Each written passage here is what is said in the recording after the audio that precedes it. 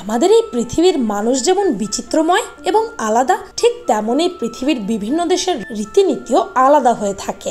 এক জায়গায় যেটিকে আমরা ঠিক বলে গণ্য করি, অন্য জায়গায় এটি এমন অর্থ বহন করে যা মুখের ভাষায় বোঝানো সম্ভব নয়। আমরা আমাদের দৈনন্দিন জীবনে বিভিন্ন ধরনের ইশারা ইঙ্গিত ব্যবহার করে থাকি, যেগুলোকে খুবই সাধারণ ও স্বাভাবিক বলে মনে হয়, কিন্তু এই বিষয়গুলো কিছু নির্দিষ্ট দেশ আছে, সেখানে গিয়ে যদি আপনি এমনটা করেন তাহলে আপনার বিভিন্ন সমস্যায় পড়তে হবে। তাহলে চলুন জেনে নেওয়া যাক কোন দেশগুলোতে আমাদের দেশের সাধারণ ইশারা ইঙ্গিতকে খারাপ বলে গণ্য করা হয়।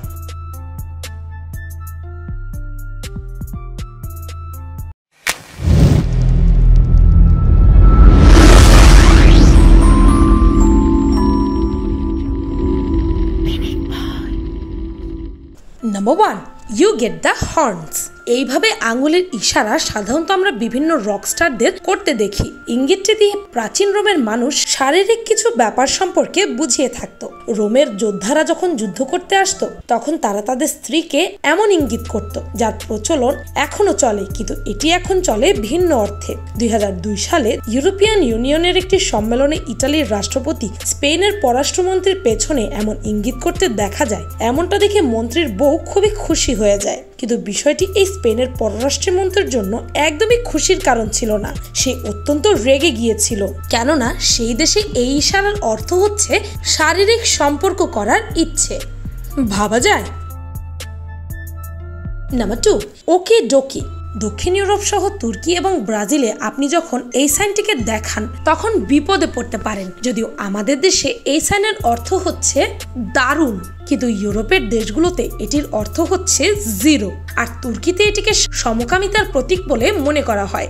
এছাড়াও মধ্যপ্রাচ্যের দেশ কুয়েতে এটিকে শয়তানের চোখ হিসেবে সবাই জানে, আর এটি সেখানে খারাপ ভাগ্যের ইঙ্গিত স্বরূপ ব্যবহার করা হয়।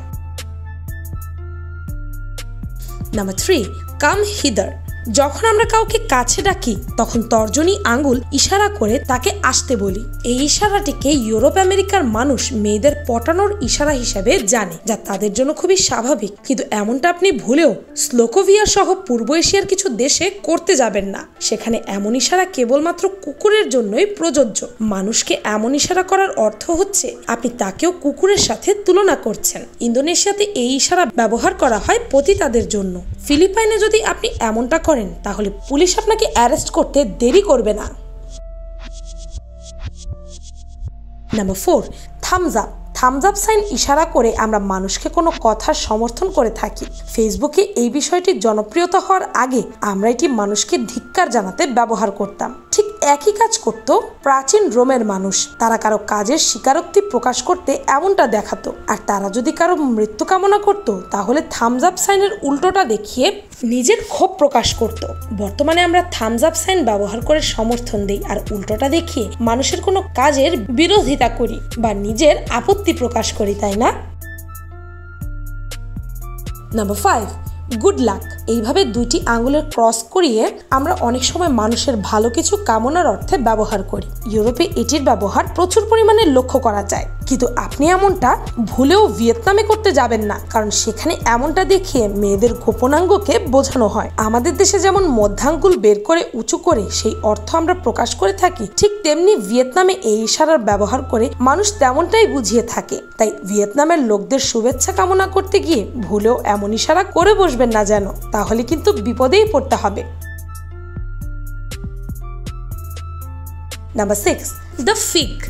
বৃদ্ধা আঙ্গুলকে আমরা অন্য আঙ্গুলের মধ্যে ঢুকিয়ে সাধারণত ঘুষি দেওয়ার জন্য ব্যবহার করে থাকি, কিন্তু আপনি জানলে অবাক হবেন তুর্কি, রাশিয়া, ইন্দোনেশিয়া সহ পৃথিবীর অন্যান্য ইসলামিক দেশগুলোতে এমনটা মানে হচ্ছে মেয়েদের গোপন আঙ্গ। এমনটা যদি আপনি ভুলেও এসব দেশে গিয়ে দেখান তাহলে আপনার কপালে খারাপ কিছুই লেখা আছে। এছাড়াও প্রাচীন রোমে এই বিষয়টিকে মেয়েদের গোপনাঙ্গ হিসেবেই মনে করা হতো। তাই এসব দেশে গিয়ে যদি আপনি এমন কিছু করার কথা চিন্তা করে থাকেন তাহলে এখনই মাথা থেকে তা ঝেড়ে ফেলে দিন, কারণ সেখানে এই সাইনটিকে খুব খারাপভাবে নেওয়া হয়। নাম্বার 7, আমরা সাধারণত তর্জনী আঙ্গুল কারো দিকে তাক করে কাউকে দেখানো অথবা কোনো দিক নির্দেশনা স্বরূপ এটিকে ব্যবহার করি, কিন্তু এমনটা করা একদমই পছন্দ করে না চায়না, জাপান এবং ইন্দোনেশিয়ার মানুষজন। এই দেশগুলোতে এটিকে ব্যবহার করা হয় কাউকে অপমান ও কোনো বিষয়ে দোষারোপ করতে। তাই এইসব দেশে গিয়ে এমনটা কখনোই করবেন না, তা না হলে মানুষের মারও খেতে পারেন। নাম্বার 8, আমরা বাঙালিরা কোনো কিছুকে খাওয়ার জন্য হাতের ব্যবহারের বিকল্প অন্য কিছুতে করে স্বাচ্ছন্দ্য বোধ করি না, কিন্তু জাপানের মানুষ সম্পর্কে আপনি অবশ্যই জেনে থাকবেন তারা চপস্টিক দিয়ে খাবার খায়। আপনি যদি জাপানে যান তাহলে তো আপনাকে চপস্টিক দিয়ে খাবার খেতেই হবে। এই ক্ষেত্রে একটি বিষয় অবশ্যই খেয়াল রাখবেন, জাপানে কখনোই চপস্টিক খাবারের ওপরে দাঁড় করিয়ে রাখবেন না। জাপানের মানুষ এটিকে একদমই পছন্দ করে না, তারা মনে করে এমনটা খ্রিস্টানদের কবরের ওপরের ক্রসের মতো। এছাড়াও তারা এরকম অবস্থাকে অশুভ বলে মনে করে, তাই জাপানে গেলে খাওয়ার সময় এমনটা মোটেও করবেন না। নাম্বার 9, অনেকেই আছে খাবারের টেবিলে বসে নাক পরিষ্কার করতে টিস্যু পেপার নিয়ে 2 হাত চেপে এমন ভাবে তা বের করে। আমাদের দেশে অথবা অনেক দেশে এই বিষয়টিকে তেমন ভাবে আমলে নেওয়া হয় না, কিন্তু জাপানে এবং দক্ষিণ কোরিয়াতে এমন কাজকে একদমই মেনে নেওয়া হয় না। তারা এমনটা যারা করে তারা তাদেরকে খুবই খারাপ চোখে দেখে, তাই এই দেশগুলোতে জনসম্মুখে এমনটা করবেন না। যদি খুব দরকারি পড়ে তাহলে আড়ালে বা বাথরুমে গিয়ে এমনটা করবেন। নাম্বার 10, 2 হাত এমন ভাঁজ করে দাঁড়ানো আমাদের দেশে খুবই স্বাভাবিক একটি ঘটনা। এতে করে আমরা মনে করি মানুষটি আমাদের কথা খুব মনোযোগ দিয়ে শুনছে। এছাড়াও শীতকালে এমনটা আমরা খুব বেশি করে থাকি, কিন্তু ফিনল্যান্ডের মানুষের কাছে এই বিষয়টি খুবই বিরক্তিকর, কারণ তারা মনে করে এমনটা যারা করে তারা খুবই অহংকারী। এছাড়াও তাদের সাথে কেউ যদি কথা বলার সময় এমনটা করে তখন তারা মনে করে লোকটি তার কথায় বিরক্ত হচ্ছে বা পাত্তা দিচ্ছে না। কি অদ্ভুত, আমাদের দেশের একদমই বিপরীত অর্থ। নাম্বার 11, আমরা যখন কারোর সাথে দেখা করি তখন কুশল বিনিময় করতে হ্যান্ডশেক করে থাকি, কিন্তু রাশিয়াতে এই বিষয়টিকে একটু ভিন্নভাবেই নেওয়া হয়। তারা এটিকে কেবলমাত্র দরজা খোলার পরেই করে থাকে, যেমন রেস্টুরেন্ট, বাসা, দোকান এবং অন্য সব জায়গায় যেখানে দরজা রয়েছে। আপনি দরজা খোলার পরে তাদের সাথে হ্যান্ডশেক করতে একদমই ভুলবেন না যেন, তা না হলে কিন্তু রাশিয়ানদের কাছ থেকে ভালো কিছু আশা করতে পারবেন না। নাম্বার 12, মাথা আইল্যান্ডের মানুষদের জন্য সবচেয়ে সিক্রেট একটি অংশ।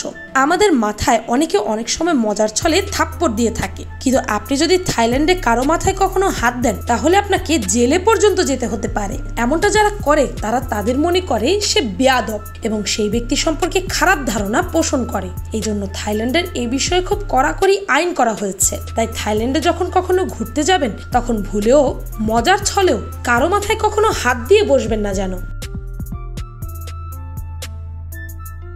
নাম্বার 13, আমরা যখন কারোর সাথে দীর্ঘক্ষণ কথা বলি তখন মাঝে মাঝে অভ্যাসগতভাবেই আমরা ঘড়িতে সময় দেখে থাকি। এটি আমাদের দেশে খুব সাধারণ একটি বিষয়, কিন্তু আপনি যখন মধ্যপ্রাচ্যের দেশগুলোতে যাবেন তখন এমনটা ভুলেও করবেন না, কারণ এমনটা যদি করেন তাহলে তারা মনে করে থাকে আপনি তাকে তেমন গুরুত্ব দিচ্ছেন না আর তার কথায় বোর ফিল করছেন। তাই ঘড়ি দেখে এই ইঙ্গিত দিচ্ছেন আপনি তার সাথে কথা বলে অযথা সময় নষ্ট করতে চাচ্ছেন না। তাই যখন মধ্যপ্রাচ্যের মানুষদের সাথে কথা বলতে বলতে অবশ্যই পর্যাপ্ত সময় নিয়ে দেখা করতে যাবেন, যেন কথার মাঝে সময় দেখার প্রয়োজন না পড়ে। নাম্বার 14, আমরা যখন কাউকে কোনো বিষয় থামাতে চেষ্টা করি তখন এমনভাবে ইশারা করে তাকে থামতে বলি। এটি আমাদের দেশের মানুষ খুব সহজভাবেই নেয়, কিন্তু গ্রিসে এই বিষয়টি খুবই সিরিয়াস অপমান হিসেবে তারা গণ্য করে। আপনি যদি কাউকে এমনভাবে ইশারা করেন তাহলে সে রেগে যাবে আর খুবই অপমান বোধ করবে। আর মানুষ যখন খুব বেশি অপমান বোধ করে তখন সে কি করে তা আপনারা ভালো করেই জানেন। নাম্বার 15, আমরা যখন রিক্সা বা বাসকে থামতে বলি তখন হাত উঁচু করে এইভাবে ইশারা করে সেটিকে থামতে বলি, কিন্তু এই বিষয়টি দক্ষিণ কোরিয়ার মানুষ একদম পছন্দ করে না। এই দেশের মানুষ এমনটা করে কুকুরকে কাছে ডেকে থাকে।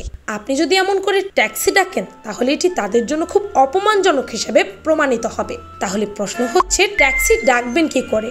ট্যাক্সিকে ডাকার জন্য আপনি হাত উঁচু না করে সমান্তরাল রেখে এইভাবে ডাকতে পারেন, যেটি হচ্ছে সেখানকার নিয়ম। এছাড়াও আরেকটি নিয়মের কথা বলে দিই, যখনই আপনি এই দেশে চা অথবা কফি কারো কাছ থেকে রিসিভ করবেন তখন এক হাতে নয় বরং 2 হাতে নেবেন। এমনটা করলে তারা মনে করবে তাদেরকে আপনি পর্যাপ্ত সম্মান দিয়েছেন। কি অদ্ভুত নিয়ম, তাই না? কি জেনে নিলেন তো আমাদের ব্যবহৃত সাধারণ ইশারা ইঙ্গিত বিভিন্ন দেশে কত রকম অর্থ বহন করে। তাই সেসব দেশে যাওয়ার পরে এই বিষয়গুলোকে অবশ্যই সতর্কতা অবলম্বন করবেন, তা না হলে কিন্তু বিপদে পড়তে হবে। একটি কথা আছে না, এক দেশের বুলি আরেক দেশের গালি, সেই বিষয়টি এখানে ফুটে উঠেছে। ভিডিওটি ভালো লাগলে আপনার ফ্রেন্ডস এন্ড ফ্যামিলির সাথে শেয়ার করতে পারেন। আর পিনিক পাই চ্যানেলটিকে সাবস্ক্রাইব করে বেল আইকনে অল নোটিফিকেশনস অন করতে ভুলবেন না যেন। শুধুমাত্র এভাবেই পিনিক পাইয়ের প্রতি ভিডিওর নোটিফিকেশন আপনার কাছে পৌঁছে যাবে। আমি ফাল্গুনি, আজকের মতো পর্যন্তই, দেখা হচ্ছে পরের ভিডিওতে।